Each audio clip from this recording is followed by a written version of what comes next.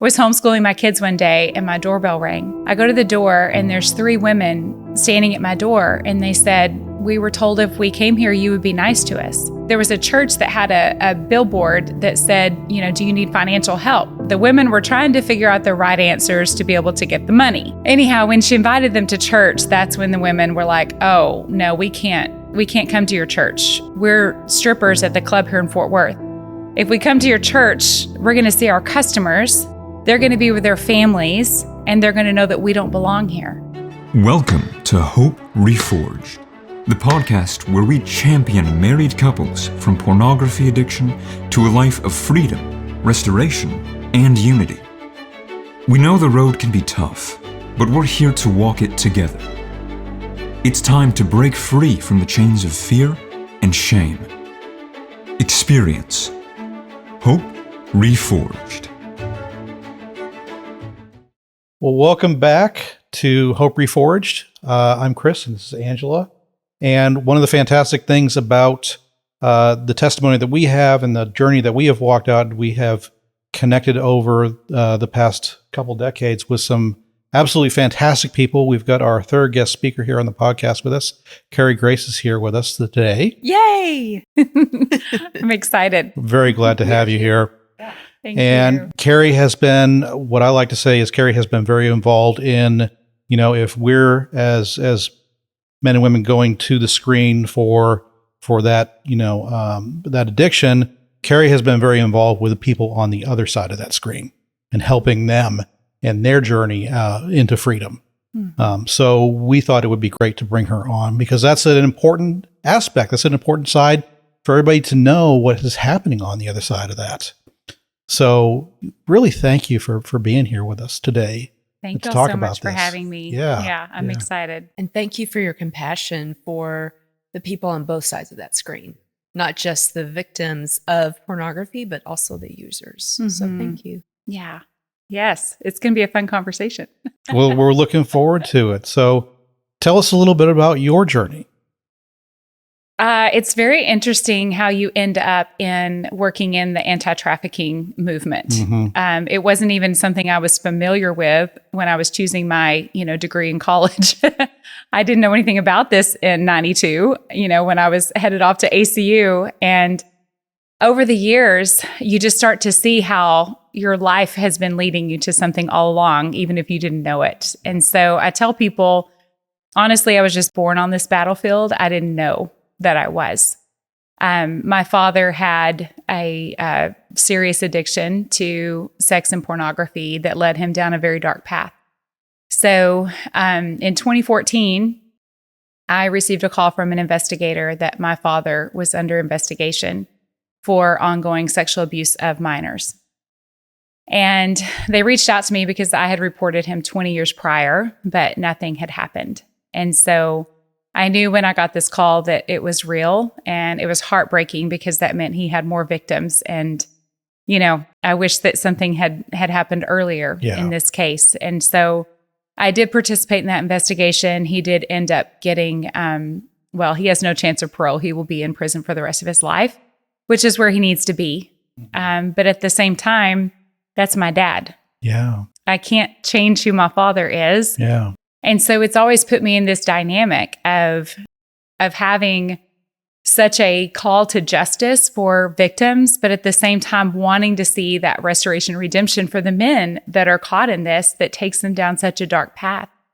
So that was part of why I ended up in this work, is just, I think that my whole life, I was dealing with this from so many different perspectives. Mm-hmm. As a child growing up in this, seeing what it did to my mother, then seeing what it did to the victims of my father, seeing what it did to my father.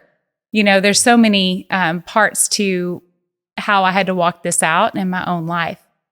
Well, then in 2004, at the time I was a stay-at-home homeschooling mom, and was homeschooling my kids one day and my doorbell rang.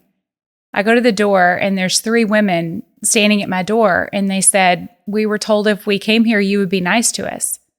And I'm like, okay, who sent you to my house? They didn't have a clipboard. They didn't seem to be selling anything. So I'm like, What's going on? And so I just asked them, who sent you here? This is so random. And they had gone there was a church that had a billboard that said, do you need financial help? Well, they were like, yeah, we need money. The church meant, do you want to sign up for Dave Ramsey, stewardship classes? Right. Right. So there's a little bit of a miscommunication. So the women go in and they're met with this woman, and she was super kind and trying to find out if they had a relationship with Jesus and, do you want to come to our church? And that's when the women were trying to figure out the right answers to be able to get the money, right? Like, What do we have to say? We want to know Jesus, Anyhow, when she invited them to church, that's when the women were like, oh, no, we can't come to your church. We're strippers at the club here in Fort Worth. If we come to your church, we're going to see our customers. Right. They're going to be with their families, and they're going to know that we don't belong here. Wow. So they show up at my door, which I'm having like this crisis of all my worlds are colliding in this moment because I know what they're saying is true. I mean, my dad was the first one to church and the last one to leave, had a key to the building, And so it was just this moment where they were sent to my door, and you have to be like, okay, God, easy button. I wonder if I'm supposed to help women who are, struggling with sexual exploitation. Right. And I didn't know at the time, I didn't know anything. In 2004, I didn't know about resources. I didn't know of any organizations that were helping women in this situation. So I just had them in my home, and I began building a relationship and getting to know them and hearing their stories. And 2 of them were able to get out. They got jobs, and that's very challenging. People don't even realize how hard that is when your resume says Rick's Cabaret. Right. It's not easy to get another job. It's not easy to go into that job and not have expectations put on you based off your resume. And so I was really happy for them. But one of the women had a daughter who was disabled, and she couldn't put her in regular daycare. So she worked several nights at the club just to take care of her daughter, and had a live-in boyfriend that would stay overnight. And that's the only way she knew to make the money she needed to take care of herself and her daughter. Yeah. And I did not know how to help her. I wish at the time I had been more, creative and had solutions. Right. But she's just always stayed in my heart, because she would literally come to my house before her shift, and she would just be like, I don't want to do this. I don't want to sit on anybody's lap. I don't want to take off my clothes. I don't want to get drunk till I pass out. Like, I don't want to do this anymore. Would throw up in my bathroom because she was just like so anxious about what she had to go do. This is like every shift. Yeah. So the Hollywood version for me was obliterated. I'm like, that's not what's real. She's not putting herself through college. So when you go to the strip club, you're not just investing in her college fund. You know what I mean? Like, we have this story that just kind of sanitizes and makes everything okay. Now and that wasn't real. I don't know if they ever gave you their backstories, but are most of these women abused in some sort of way? Or how do they get to that point of going to a strip bar? So I have very conservative stats, because I think that a lot of things can get sort of sensationalized, and it's not necessary. It's bad enough as it is. So the conservative statistics are that 86% of women that end up in the sex industry were sexually abused as children. I personally, I haven't worked with women that wasn't in their story.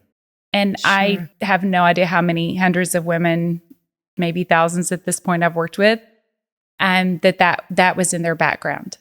So I think that it's definitely a setup, of the enemy to devalue a young girl, so that is what becomes what she knows to do. And I think that there's also those that groom women. They look for those vulnerabilities. They know what to look for in a woman that would be more susceptible. It's kind of the idea of, it's easier to go to Hooters to recruit someone to the strip club because they're already, down that path a little way. So if you find a woman that's already, experienced something like that, it's a little bit easier, to get her to take that next step. So that's really what landed me in this work, was my own story. And then literally, I feel like God sent 3 precious women to my front door. And I knew that that was where I was supposed to be. Today's episode of Hope Reforged is brought to you in part by C12, a nationwide mentoring framework of transformation for Christian business leaders. Find community at joinc12.com.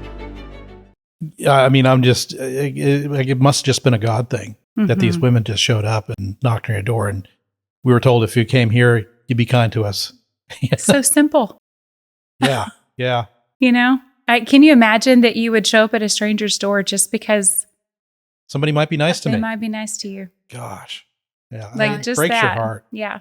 I know that God likes to open series of doors. So after this one was open, what was the what was the next step for you? Yeah. So then fast forward to 2010, there was a woman named Polly who that had been her story. When she was in college, she was recruited into the strip clubs. And over time, you know, she got healing from that. She had given her life to the Lord, had built a whole life for herself, was married, had twin daughters, you know, and was living the dream in South Lake, you know, like everything was perfect and pretty in her world. And God just spoke to her and said, I want you to go back for my daughters that are still there in that life. So she blew up her image, which is a bold thing to do, to go back. And there was a friend that knew I had been having this very, you know, organic support group in my living room, and then heard about what Polly was doing and was like, the two of y'all need to meet. And so she and I got connected on a Monday. We met on a Wednesday. I went through training. On Friday, I was going into strip clubs on outreach with Polly. And it was something I'll never forget, because when you're walking into something that is so full of darkness, you feel that. But I was walking behind her, and every step she took, I just saw light just coming off of her. And it was just the Lord showing me, like, the light always is greater than the darkness. Like, it will dispel it every time. And so I've never forgotten that, because I've been into every strip club in DFW. I don't even know how many times. I did that for 9 years, once a month. So a lot of trips into a lot of strip clubs. And I always felt like greater is he that's in me than he that's in the world. There's just a power of bringing light into dark places. And so we started doing outreach, and then we started a support group, and then I wrote a mentor program, and we just kept laying the track as the train was flying. Yeah. But that's really was my next step. Was we started a support group for women that had been sexually exploited in DFW. And then in 2014, I was the first full-time employee hired by that organization. We were all just volunteering, you know, because we had a calling. And that's, to me, when someone will do something like that for free, it's because they're called. And so it was just a beautiful group of women that we were locking arms and just going in for the one. I mean, every single time.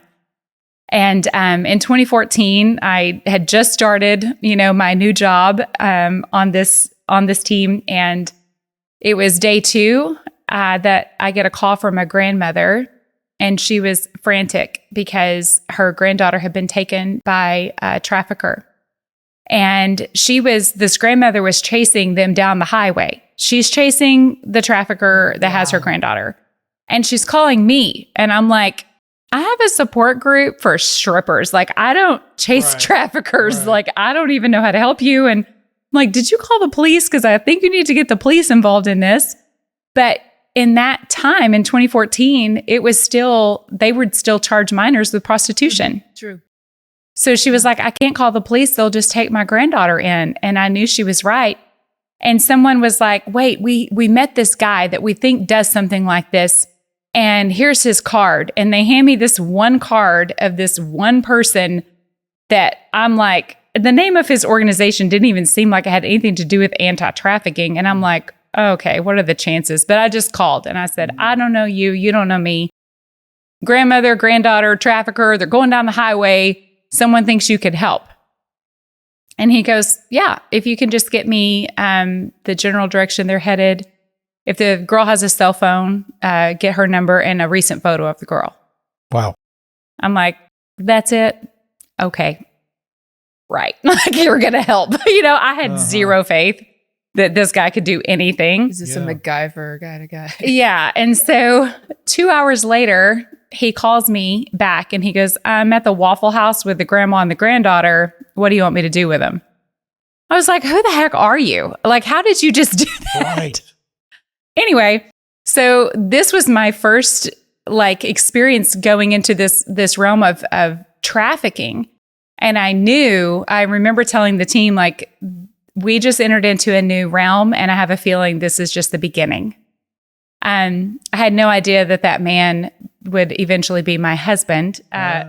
We ended up marrying many years later. And so, that was a whole long drawn out God story. But I knew then that, there are those that can have the freedom to come to a support group. And there are those that are crying silently. And if we don't show up, they don't have a way out. Yeah. And the reality of this world is that, unfortunately, here in America, it's way worse than any of us want to believe. Yeah. And right here in the Bible Belt, we're sitting here in the Metroplex with more churches than, per capita than probably anywhere. And yet it's right here. When you look at the whole issue of trafficking, the United States is driving the demand more than any other nation in the world.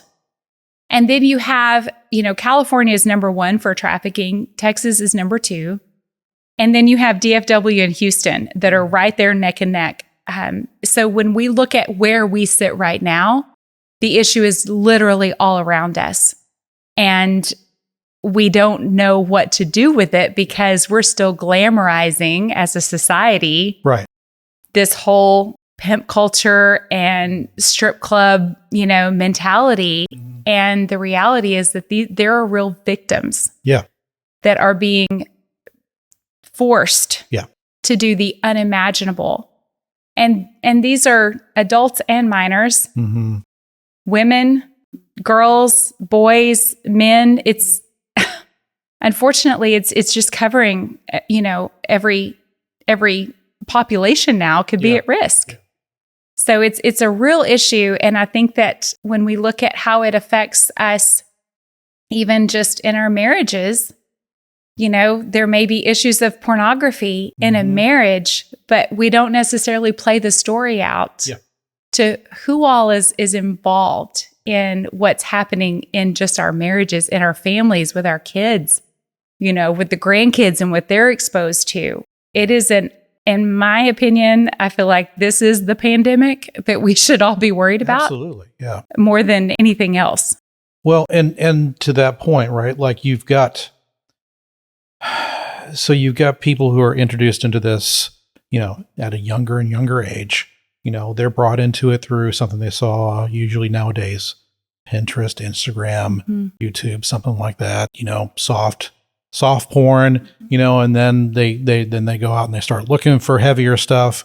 Now we're getting into, what's the big thing now? OnlyFans pages and stuff where people, again, it's all this lie that, this person has come onto this social media to connect with people and to make some money, and this is good for them, yes. And no, that's not what's going on in reality. We're being lied to, and it's not that guys are, there's a certain percentage of guys that are out there that are, really looking to victimize, and to purchase, human slaves. But we're just as guys who are out there and are drawn into this addiction, and then they don't even realize that they're fueling this industry. Yeah. And the lie that's there. Yeah. And that's something that we have to fight in the anti-trafficking movement a lot.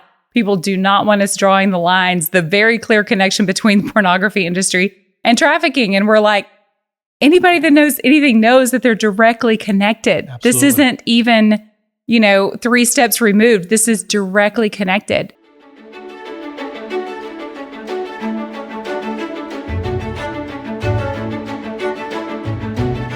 It's the gateway drug, basically. Absolutely. Would you? Yeah. You mentioned your dad earlier, yes. And thank you for being so transparent with that part of your story.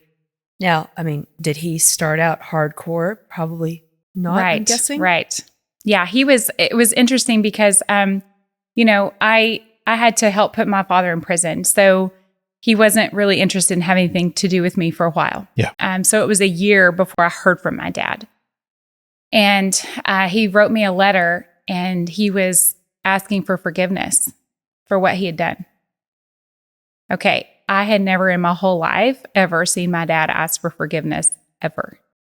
And I was like, okay, maybe something is changing. So I went to visit my dad in prison, and I'm sitting there having this conversation with him. He has no idea the work that I'm doing. And so he's just kind of asking me, so tell me about, what you do. And I'm like, well, I help women who've been sexually exploited. I'm creating support groups for men who battle porn and sex addiction. I have a program going into schools to help youth that are being lured into this world, Like, I'm kind of doing everything I can to undo the things that you've done. I mean, that was really, without saying it, that was very obvious. And for the first time in my whole life, my dad told me he was proud of me. And it was for the work I was doing. Yeah.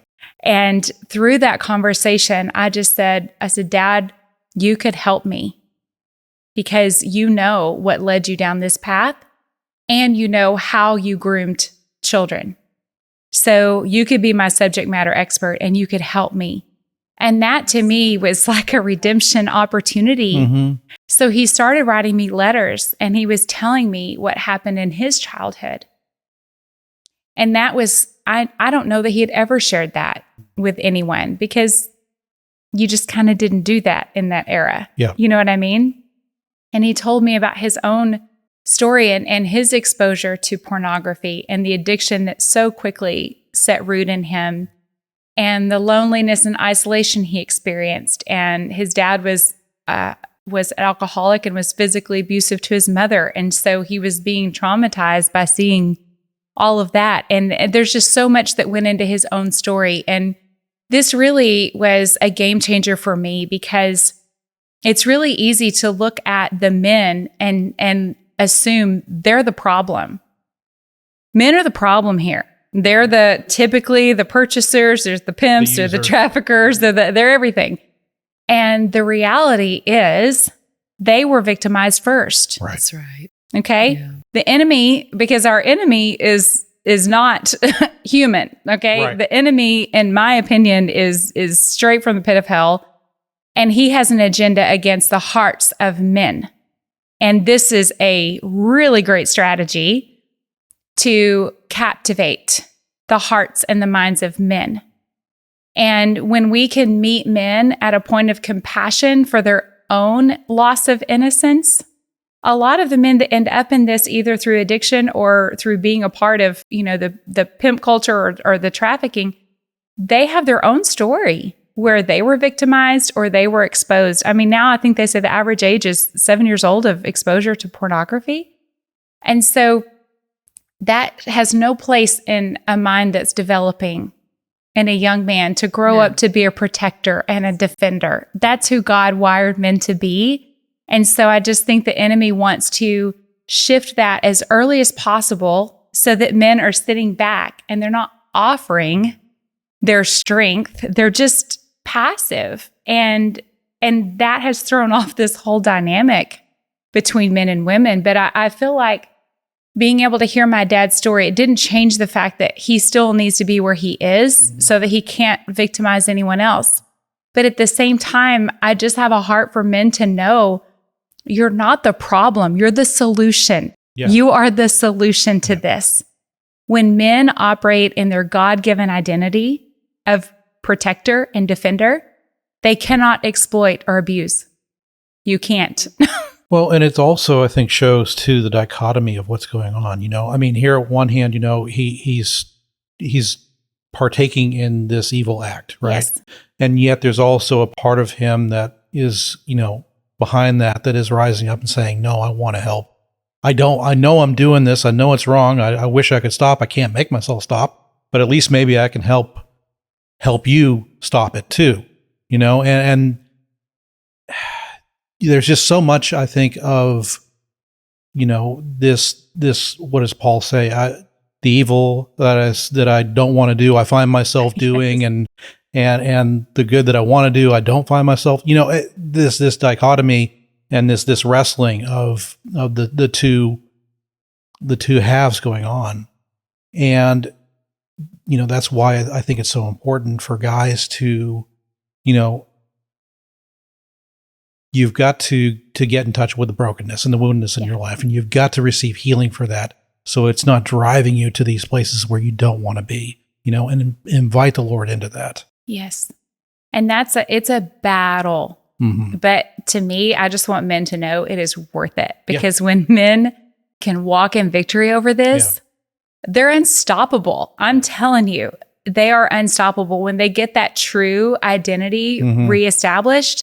Because I feel like the enemy can use this all the time to discredit men from standing up, from using, because, who do you think you are? And you're just a hypocrite. I mean, there's so many messages, I think, that come at good men because of this one sin. And so I am just championing men, even though I feel like I tell people I've seen the worst of what mankind is capable of doing, and I've seen the best of what men are capable of doing. Yeah. And I choose to believe that men are going to rise up. And when they do, it is game over for the enemy.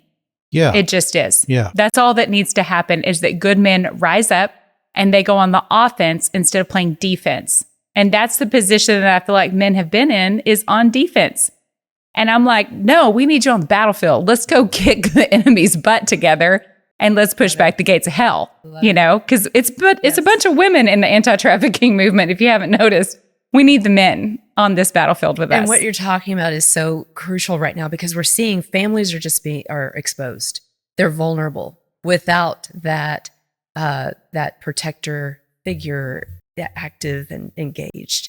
So I love that. I'll never forget a trip that you and me and a couple other women, we were on just a little road trip in Texas going somewhere.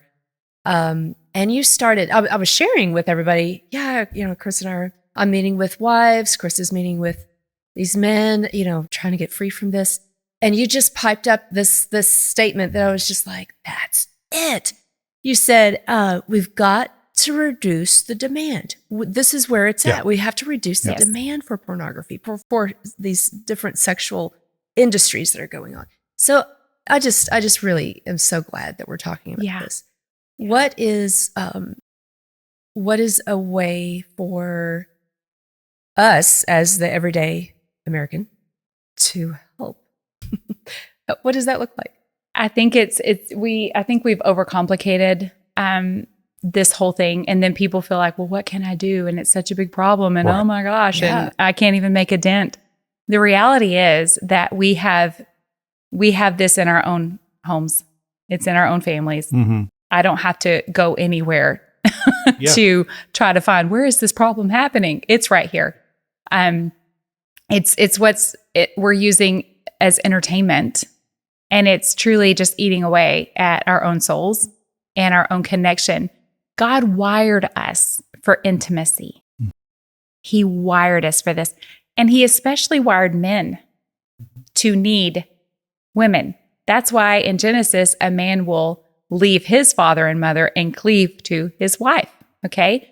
And in Ephesians, it says husbands are to love their wives as Christ loved the church and laid down his life. That's a different level of love. He doesn't even say that to us. He doesn't tell me as a wife to love my husband. He says to honor, to respect, to submit. He doesn't say to love like Christ. He doesn't tell me to get on this sacrificial altar and lay down my life for my husband. That's what he asked the husbands to do. And so when you have husbands who are constantly being lured into their heart being divided between this idea of intimacy and connection that is very empty, the fantasy, very limited, and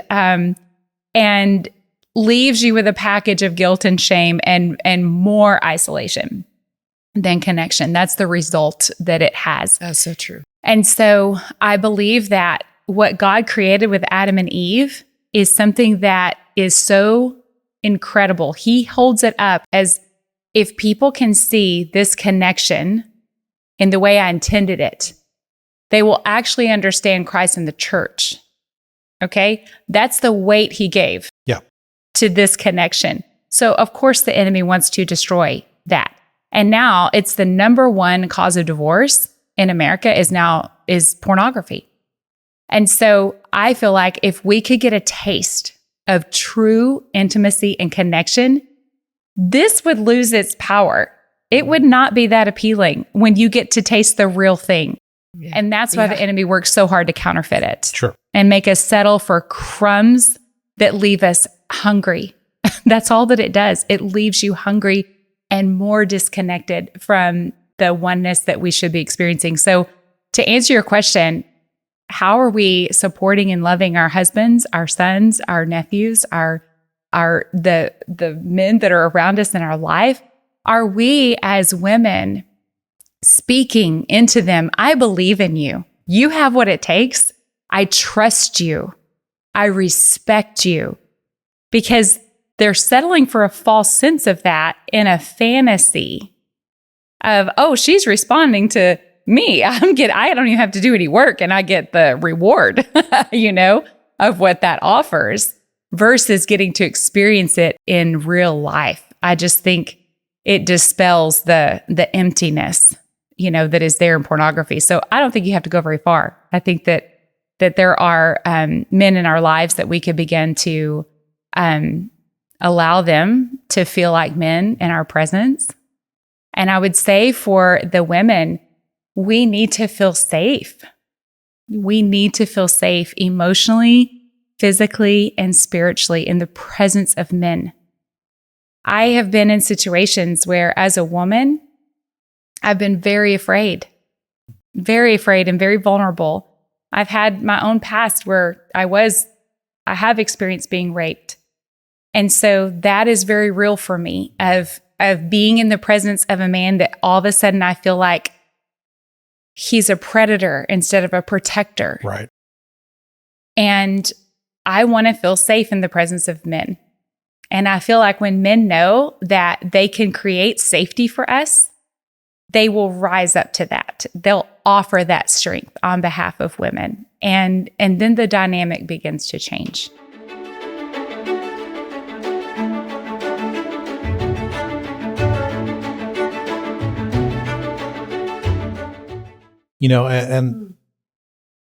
And I know there are such a large percentage of the population that is struggling with this. I think the statistics I heard 10 years ago were something like 70% of men in the church, are struggling with pornography on some level.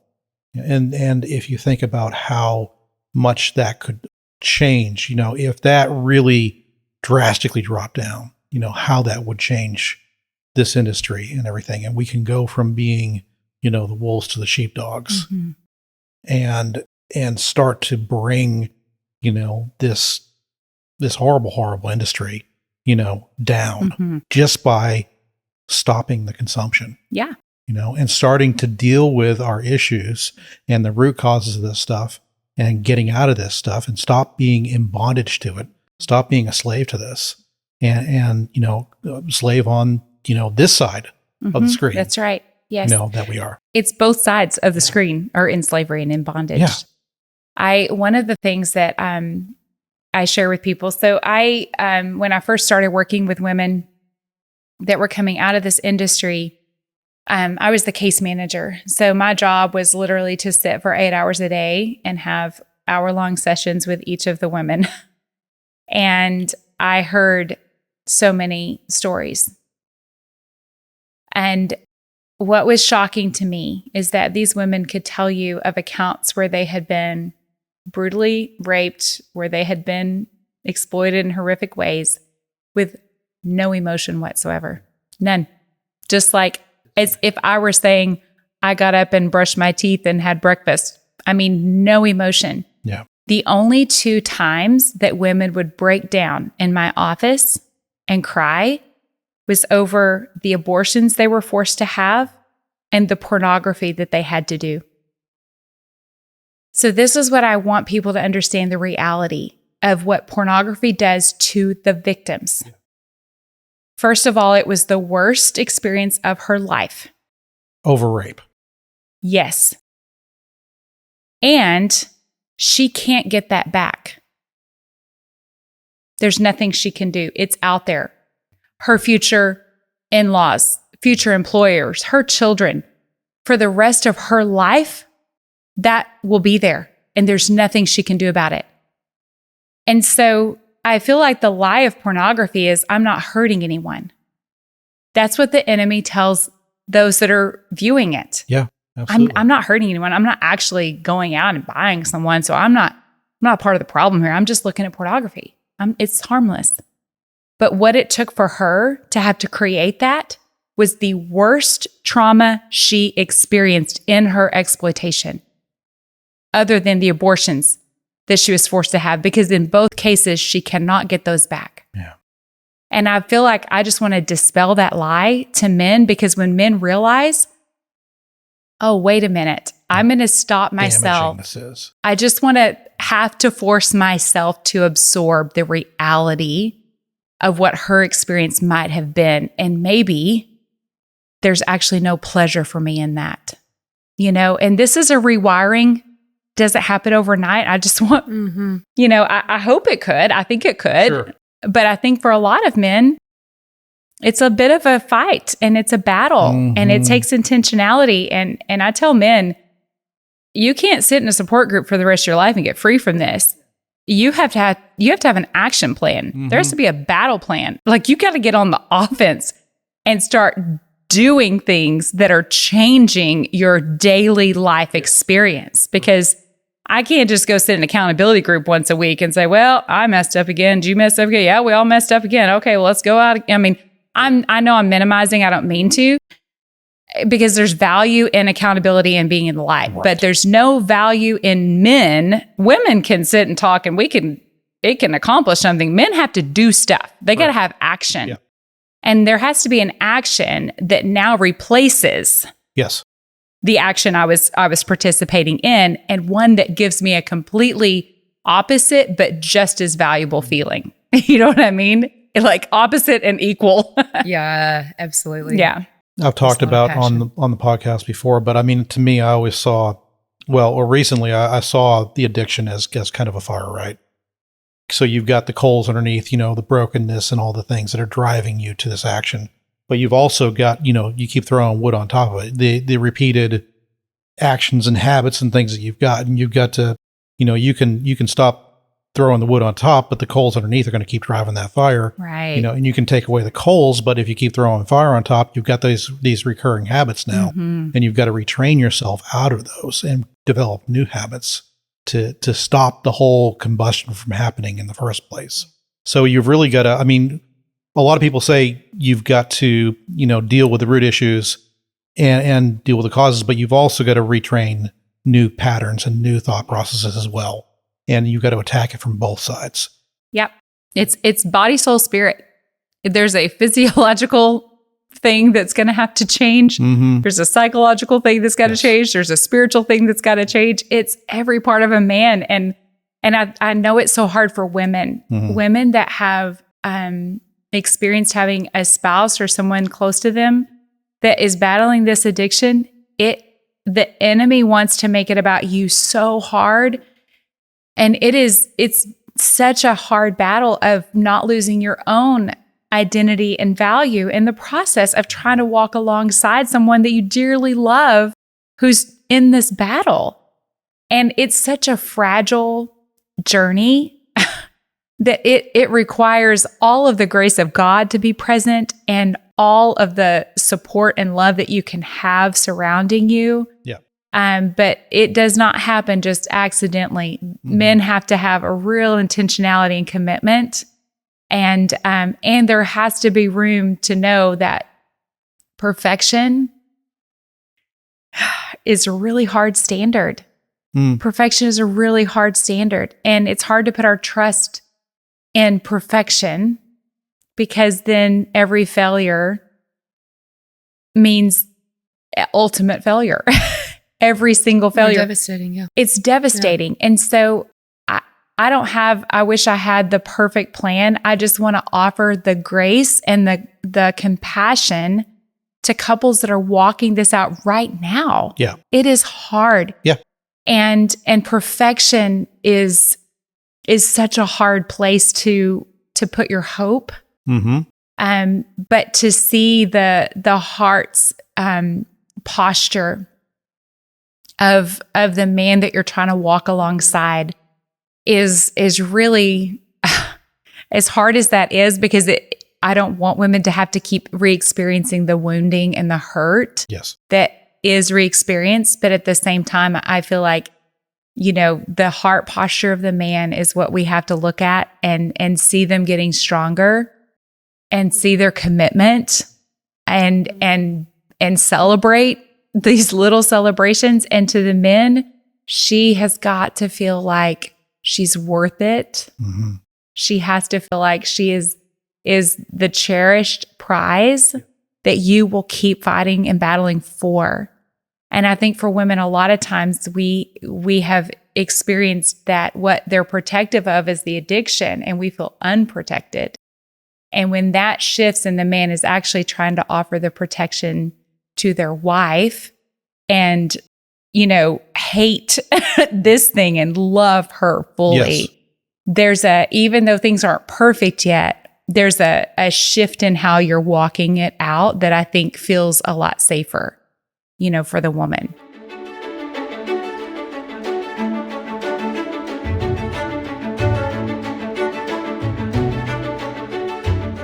Well, and I don't think it's like you're necessarily like trying to achieve the perfection, right? Being comfortable with the fact that it's going to be imperfect, but you don't have to have the perfection, to still trust and to know that there's love and acceptance there on both sides of it. And walk in that. I think the perfect way for us to end this episode is to talk about how to reach out to Carrie Grace. Well, I do want to do that real quick, and we're coming to the end here, but I do also want to call up man, because I think, part of this is, the implausible deniability that they have, and I think, on some level, guys realize that there's exploitation going on, right? But you're allowing yourself to buy into the narrative, when you go to this source and whether it's through online, whether it's through going through strip clubs or wherever you're coming into contact with this, however far down that rabbit hole you are. There is that plausible deniability. You're allowing yourself to believe the lie that's being fed to you, even, and it's a lie. It's a lie. I mean, come on, let's be real here.